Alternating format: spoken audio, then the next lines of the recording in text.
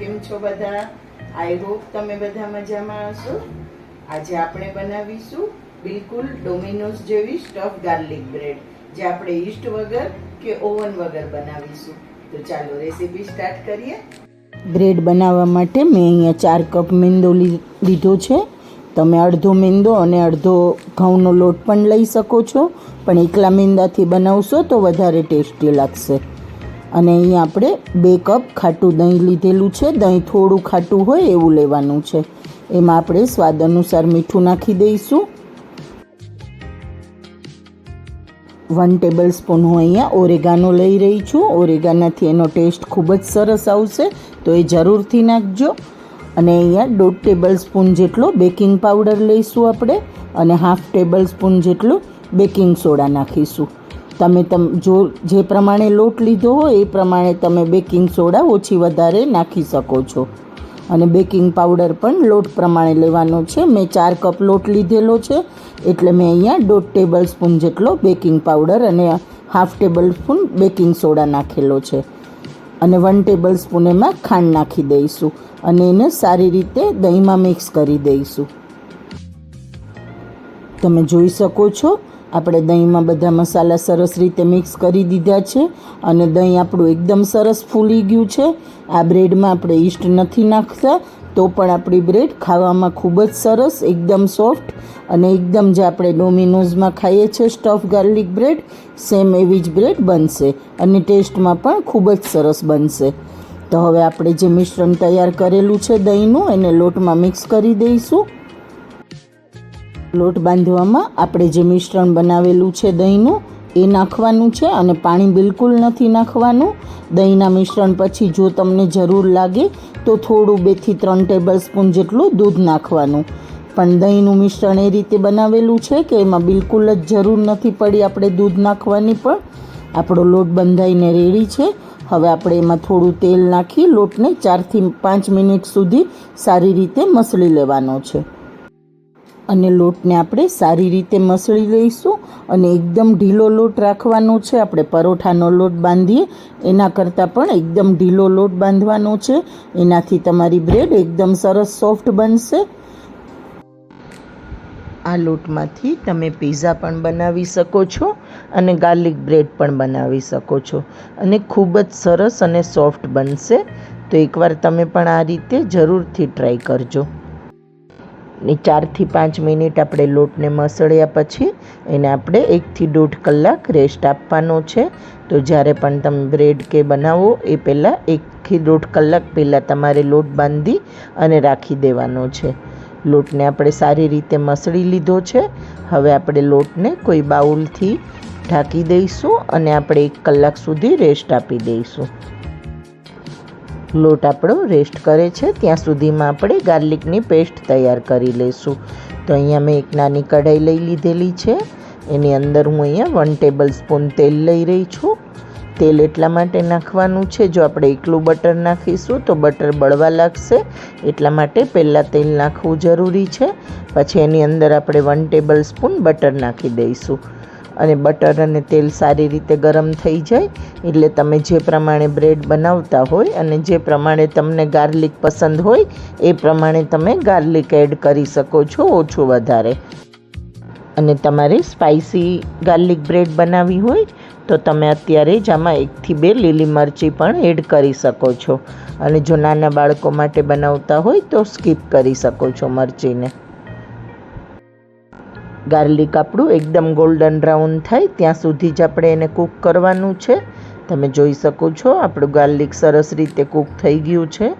તો હવે આપણે એને એક બાઉલમાં કાઢી લઈશું. તમે અત્યારે આ પેસ્ટ મિક્સચરમાં પણ બનાવી શકો છો અને એકદમ પેસ્ટ ન બનાવી હોય તમારે તો તમે આ રીતે નાઈફની મદદથી, જે આપણે કાંટા ચમચી છે એની મદદથી આ રીતે પણ તમે એને બનાવી શકો છો પેસ્ટને. આનાથી ગાર્લિક એકદમ જ પેસ્ટ નહીં બની જાય, થોડું ખાવામાં આવશે. તો તમને જો ખાવામાં આ રીતે ટેસ્ટ પસંદ હોય કે થોડી લસણની કળીઓ આવે તો તમે આ રીતે એને પ્રેસ કરીને પણ બનાવી શકો છો પેસ્ટ, નહીંતર તમે મિક્સચરમાં પણ બનાવી શકો છો. હવે આપણે એમાં 2 થી 3 ટેબલ સ્પૂન બટર એડ કરી દઈશું. ગાર્લિકને તમારે જો આ રીતે કૂક ન કરવું હોય તો તમે કાચું પણ લઈ શકો છો, પણ કૂક કરીને લેવાથી એનો ટેસ્ટ ખૂબ જ સરસ આવે છે, એટલા માટે હું કૂક કરીને લઉં છું. તમે ડાયરેક્ટ પણ લઈ શકો છો કૂક કર્યા વગર પણ. હવે આપણે 3 થી 4 ટેબલ સ્પૂન બટર એડ કરી દીધું છે. એની અંદર જ આપણે ચીલી ફ્લેક્સ અને ઓરેગાનો એડ કરી દઈશું ટેસ્ટ પ્રમાણે. એને સારી રીતે આપણે મિક્સ કરી લઈશું. અને બટરમાં પણ સોલ્ટ હોય છે, તો સોલ્ટ આપણે ઓછું નાખવાનું છે, એટલે સ્વાદ અનુસાર આપણે સોલ્ટ પણ મિક્સ કરી દઈશું. અને આ ગાર્લિક પેસ્ટ મેં આ રીતે બાઉલમાં બનાવેલી છે. તમે ડાયરેક્ટ મિક્સચરના પ્યાલામાં પણ બનાવી શકો છો, મિક્સચર જારમાં પણ બનાવી શકો છો. આપણી પેસ્ટ એકદમ રેડી છે ગાર્લિકની. તો હવે આપણે ઉપરથી લીલી કોથમીર નાખી દઈશું. કોથમીરને પણ આપણે સારી રીતે પેસ્ટમાં મિક્સ કરી દઈશું. તો તૈયાર છે આપણી ગાર્લિક બ્રેડ માટેની ગાર્લિક પેસ્ટ. મારી રેસીપી અને મારા વિડીયોઝ તમને ગમતા હોય ફ્રેન્ડ્સ, તો લાઈક, શેર અને કોમેન્ટ જરૂરથી કરજો. ને મારી ચેનલ પર જો નવા હોય તો સબસ્ક્રાઈબ જરૂરથી કરજો ફ્રેન્ડ્સ. અને જો તમે ફેસબુક કે ઇન્સ્ટાગ્રામમાં જોઈ રહ્યા હોય તો લાઈક અને ફોલો જરૂરથી કરજો. હવે અહીંયા મેં કઢાઈ લઈ લીધેલી છે. એની અંદર આપણે મીઠું નાખી દઈશું. મીઠું નાખ્યા વગર પણ તમે બેક કરી શકો છો. અને મીઠું નાખીને કરવાથી એકદમ સરસ હીટ આવે છે, એટલે નીચેથી પણ બ્રેડ આપણી ખૂબ જ સરસ શેકાઈ જશે. એટલા માટે હું મીઠું નાખીને અત્યારે કરી રહી છું. હું મીઠું નાખ્યા વગર પણ ઘણીવાર બનાવું છું ફ્રેન્ડ્સ. એની અંદર આપણે સ્ટેન્ડ રાખી દીધું છે અને 10 મિનિટ માટે આપણે એને પ્રીહીટ થવા દઈશું કઢાઈને. તમે જોઈ શકો છો આપણો લોટ સરસ રીતે ફૂલી ગયો છે. 1 કલાક થઈ ગઈ છે. હવે આપણે એમાં થોડું તેલ નાખી અને લોટને ફરીથી આપણે 2 થી 3 મિનિટ માટે સારી રીતે મસળી લેવાનો છે. તમે જોઈ શકો છો લોટને મેં સારી રીતે મસળી લીધો છે. અને આપણો લોટ રેસ્ટ આપ્યા પછી ખૂબ જ સરસ એકદમ સોફ્ટ અને ફ્લફી થઈ ગયો છે. એકદમ સરસ ફૂલી ગયો છે આપણો લોટ. રેસ્ટ આપ્યા પહેલાં અને રેસ્ટ આપ્યા પછી એને મસળવાનું ખાસ જ છે ફ્રેન્ડ્સ. કમસે કમ 4 થી 5 મિનિટ મસળો તો વધારે સારું, નહીંતર 2 થી 3 મિનિટ સારી રીતે થોડું તેલ નાખી અને મસળી લેવાનું છે. એનાથી આપણી બ્રેડ એકદમ સરસ સોફ્ટ બનશે. હવે મેં અહીંયા એક મોટો લુઓ લઈ લીધેલો છે. અને આપણે થોડો જો લોટ એકદમ જ ઢીલો રાખેલો છે આપણે, એટલા માટે થોડો કોરો લોટ છાંટવાનો, નહીંતર ચીપકી જશે તો વણવામાં તમને નહીં ફાવે. અહીંયા મેં એક મોટો લુઓ લઈ લીધેલો છે અને થોડો કોરો લોટ છાંટી અને આ રીતે એનો ગોળ પેંડો બનાવી લીધો છે. હવે આપણે ફરીથી થોડો કોરો લોટ છાંટી દઈશું, એટલે વણવામાં ચીપકે નહીં. અને હવે આપણે એની એકદમ મોટી રોટલી વણવાની છે. તમે જે પ્રમાણે કઢાઈ કે કુકર કે ઓવન જેમાં બનાવતા હોય એની સાઇઝ પ્રમાણે, એમાં તમે જે બેક કરવા માટે ડીશ રાખવાના હોય એની સાઇઝ પ્રમાણેની રોટલી બનાવવાની છે આપણે. એટલે એનાથી વધારે મોટી નથી બનાવવાની. તો મેં અહીંયા મોટી રોટલી આ રીતે બનાવી લીધી છે અને એકદમ જાડી જ રાખવાની છે રોટલીને આપણે રોટલી વણી લીધી છે. તો હવે જે આપણે ગાર્લિકની પેસ્ટ બનાવેલી છે એની ઉપર સારી રીતે સ્પ્રેડ કરી દઈશું. ફક્ત કિનારી પર સ્પ્રેડ નથી કરવાની, એ વાતનું ખાસ ધ્યાન રાખવાનું છે ફ્રેન્ડ્સ. એટલે વચ્ચેના ભાગ પર જ આપણે એને સ્પ્રેડ કરવાની છે પેસ્ટને. તો મેં વચ્ચે સારી રીતે પેસ્ટ લગાવી દીધી છે, કિનારી પર નથી લગાવી. તમે જોઈ શકો છો ફ્રેન્ડ્સ. પેસ્ટ લગાવ્યા પછી હવે આપણે ઉપર ચીઝ એડ કરી દઈશું. તમારી પાસે મોઝરેલા ચીઝ હોય તો એ પણ નાખી શકો છો.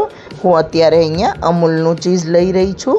અને આપણે આખી બ્રેડ પર ચીઝ નથી ખમણવાનું, અડધી બ્રેડની ઉપર જ આપણે ચીઝ ખમણવાનું છે. તો તમે જોઈ શકો છો મેં હાફ બ્રેડ પર જ ચીઝ ખમણેલું છે. મેં 1 ક્યુબ ચીઝ નાખેલું છે. તમે ચીઝ તમારી પસંદ પ્રમાણે ઓછું વધારે લઈ શકો છો. જો તમને પસંદ હોય તો તમે અત્યારે કેપ્સિકમ પણ એડ કરી શકો છો. મારા બાળકોને કેપ્સિકમ નથી પસંદ, એટલે હું અહીંયા સ્વીટ કોર્ન એડ કરી રહી છું. તો સ્વીટ કોર્ન મેં પહેલાંથી બાફીને રાખેલી હતી. આપણો લોટ જ્યારે રેસ્ટ કરતો હતો ત્યારે જ મેં બાફી લીધેલી હતી. તો સ્વીટ કોર્ન આપણે એડ કરી દીધી છે.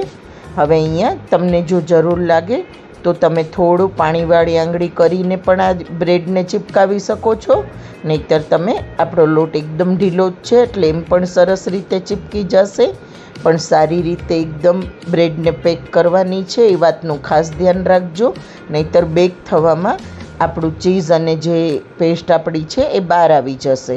એટલા માટે સારી રીતે મેં અહીંયા બ્રેડને ચીપકાવી દીધી છે અને મેં અહીંયા એક બટર પેપર લઈ લીધેલું છે અને આ રીતે કાણાવાળી ડીશ છે એ લઈ રહી છું.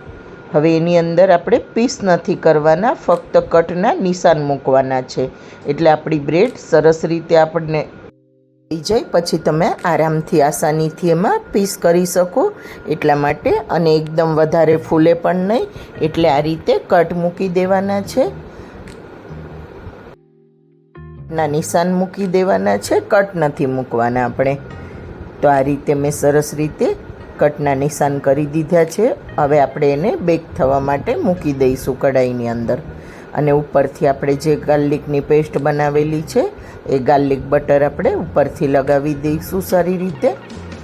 એનાથી આપણી બ્રેડનો કલર એકદમ સરસ આવશે. આપણે કઢાઈને પ્રીહીટ કરવા રાખી દીધી છે, તો એને પણ 10 મિનિટ થઈ ગઈ છે, એટલે આપણી કઢાઈ એકદમ સરસ ગરમ થઈ ગઈ હશે. તો હવે એની અંદર આપણે બ્રેડને મૂકી દઈશું. ખૂબ ધ્યાન રાખીને મૂકવાની છે, કેમ કે કઢાઈ એકદમ ગરમ છે. 30 થી 35 મિનિટ એને કૂક થવા દે. 35 મિનિટ જેવું થઈ ગયું છે, તો હવે આપણે બ્રેડને ચેક કરી લઈશું. તમે જોઈ શકો છો આપણી બ્રેડનો કલર એકદમ સરસ આવી ગયો છે, એટલે કે આપણી બ્રેડ એકદમ સરસ કૂક થઈ ગઈ છે.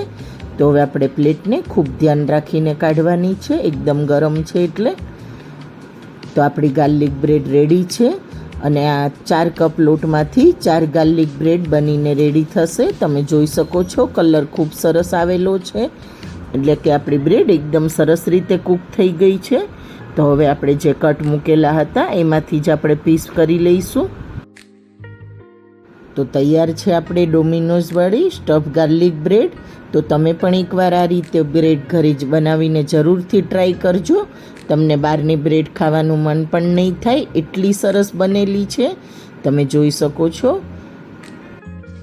ફ્રેન્ડ્સ, તો મળીએ નવા વિડીયોમાં. Thank you.